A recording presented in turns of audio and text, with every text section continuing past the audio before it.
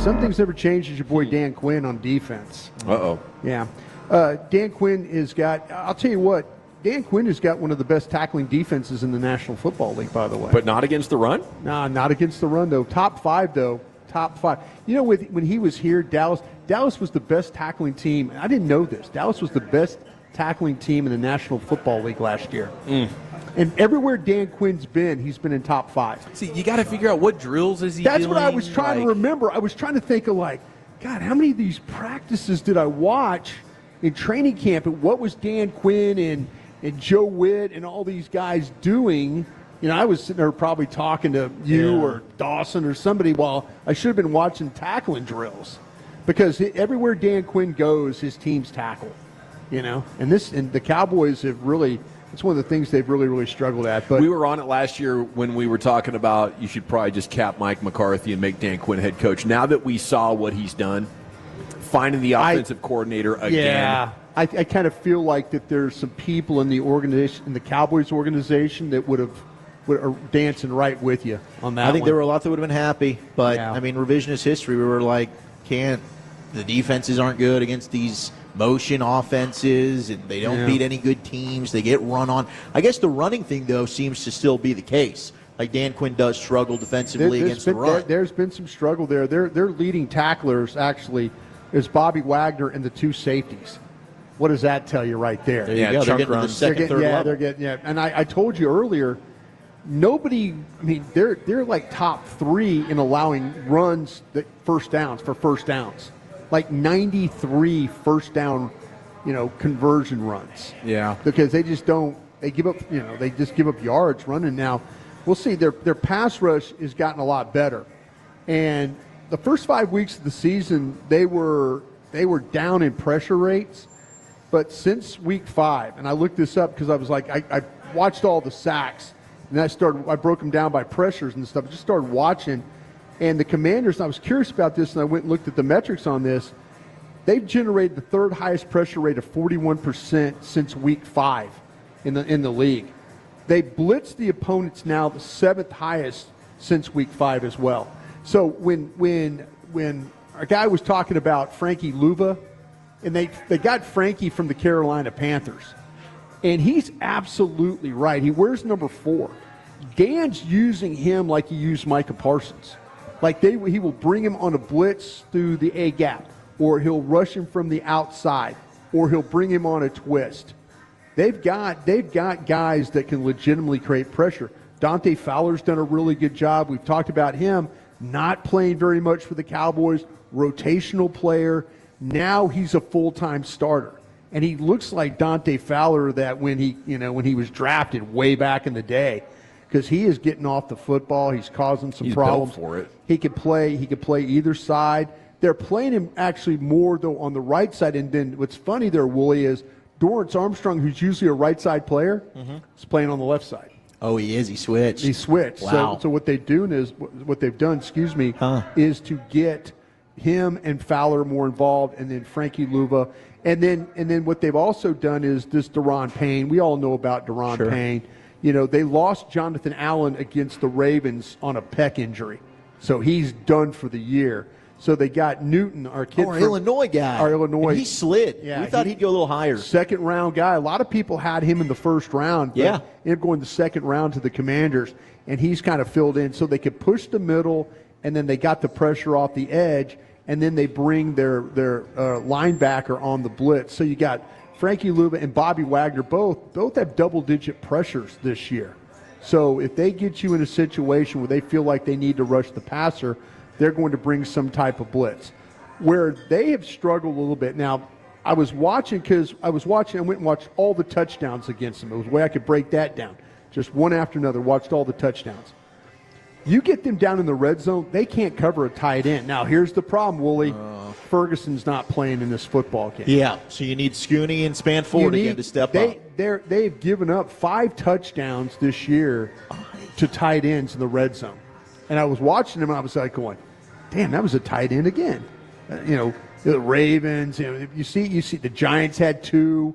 You're seeing touchdowns by the tight ends down in the red zone. So if Dallas somehow, It's Schoonmaker, it's Spanford, it's Fant. This is a game you surely could have used Ferguson to play in this game because they've had some problems like taking the tight ends and covering them. Now, these corners, I'll say this about their corners. Benjamin St. Just. Teams have had some success throwing the football on him. You look at quarterback ratings for both St. Just and you look at also for the rookie Stanza still. You look at him, and to me, that's kind of where I feel like though Ig McNogany is playing nickel for them. He's actually getting playing time. Yeah, he's the starter. That's why they go out and they get Marshawn Lattimore. But unfortunately, he's got that hammy. He still hasn't been practicing. He hasn't been practicing and all that. He always has a hammy. Yeah. So to me, there's some always hammy. There's some things in the secondary. Emmanuel Forbes, who I was asking you about earlier from Mississippi State, not a factor on this. And that was a first-round pick a couple years ago, and just has not been a factor at all for these Commanders. So some things in the secondary, running the football. Teams have had some success doing that. The pass rush is their best strength as far as their defense goes. But their pass rush, if you could block their front, is like we like to say, maybe there's some things to happen with this secondary. Again, I would look at Noah McNogany. I would look at him and just kind of think about maybe attacking him out of that nickel spot, because he's had some issues there, and then, like, we kind of understand. So the Cowboys have some familiarity, some understanding of how to maybe go after him, maybe how to handle Dorrance Armstrong, and maybe how to handle Dante Fowler on this defensive side of the ball. So it's a lot of commonality there. Yeah, a lot of commonality. Is that a word? Commonality. That's a word. That is, right? Yeah. I thought this sounds doable though, Brian. It sounds doable though if you're going to get Cooks back. Now, what do you guys think about? Does that help your situation with getting Cooks back in the lineup? With the receiving group, does it help you, or do you feel like that? I think it the hay's already in the barn. It gives you a threat. I don't plan on him producing much more than about 3 catches for 20 yards. If I had to set an over/under, but I think, if he lines up, the defense has to think about him going deep, and I don't think anybody else on this team other than Tolbert has the kind of speed to make you worrisome. So maybe, he has big playability, and if it's a close game, maybe he can be the difference, but I wouldn't bet on it. He had just done nothing to start the season before he went down. They won't use Turpin in that way. They won't try, they won't go anything vertical with Turpin. Which is what's so frustrating about this. It's just the lack of utilizing the players that you do have and putting them in the best position to succeed, and that's a direct reflection of the coach. See, this is where, to me, in this game, this is where it would be if you were trying to win it, which I think they're trying to win the game. But this is where you would play, if they're not good defending the run, play Lance. Play Trey Lance. Yep. Play Trey Lance, play an RPO offense, and make them have to defend that. Mm-hmm. Make them have to keep them out of that, keep them out of blitzing you. Make them have to defend, make Fowler have to defend the edge when he's interested in getting up the field. Could be come to Jesus meeting, after the game. If you play boring Cooper Rush and you don't run the ball well enough and you get blown out again, I could see, Jerry pressing like, hey, let's try Trey Lance. I would, you know how I feel about that whole thing. I would have done it 2 weeks ago, and then I would have said, if you don't want to play Trey Lance, then I'm getting another coach.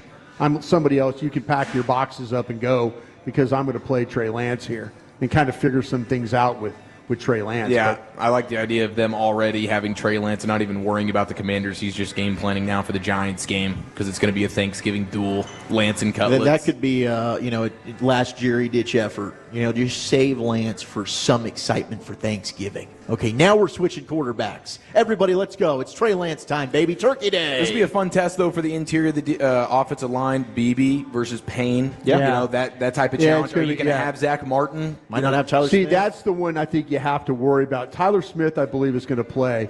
Keep an eye on Martin. That one's trending not a very good way right now. We kind of glossed over it earlier in the program, but when Broaddus mentioned that Martin got freaking throat punched on Monday night. Was that a penalty? I mean, dear God, was that a closed fist? I think that's probably That's when he was down on one knee. He got Is that hit the worst place on the body to get punched? Throat punch. No, I I mean, think obviously it, you're I downstairs.